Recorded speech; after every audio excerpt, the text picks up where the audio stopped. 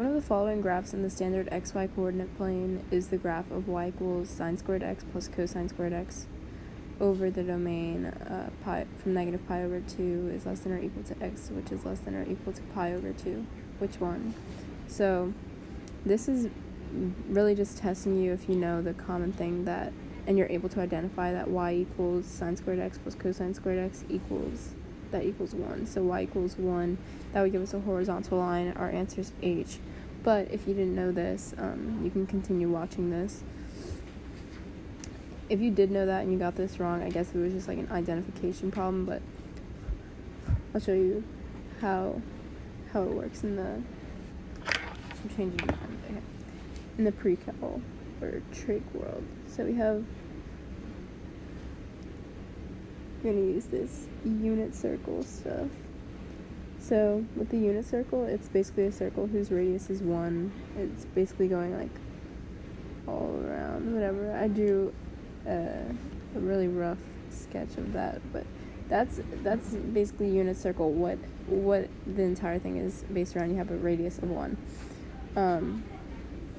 So here we have our angle theta, and we have, this is our x and this is our y. We're just labeling the graph. So if you recall, so cosine theta, sine of theta. So cosine of theta equals SOHCA is your adjacent over your hypotenuse here. Hold up.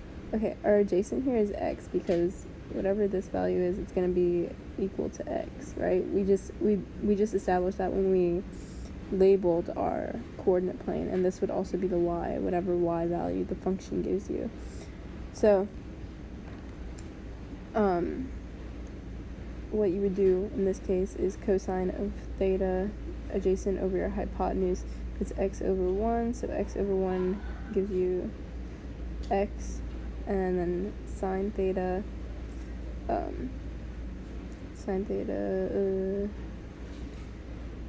is, I don't know why I'm blanking here. Okay, it's opposite over hypotenuse, so your opposite's y over 1, and that equals y.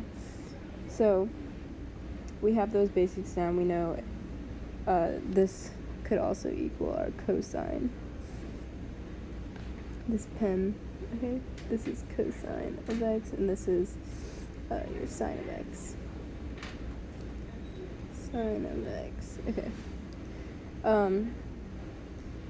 So we can just, oh my gosh, it's eraser, okay. So cosine of x and sine of x, where cosine of x gives you your x and sine of x is your y. So we can rewrite this as well. Like whatever point this would be cosine x sine x. Like it's x, y. Okay, so we also know the Pythagorean theorem, a squared plus b squared equals c squared. So in this case, we have our a and our b, and we also have our c, our hypotenuse. So we have our c is 1 squared. A squared we could say is cosine squared theta, or cosine squared x plus sine squared x.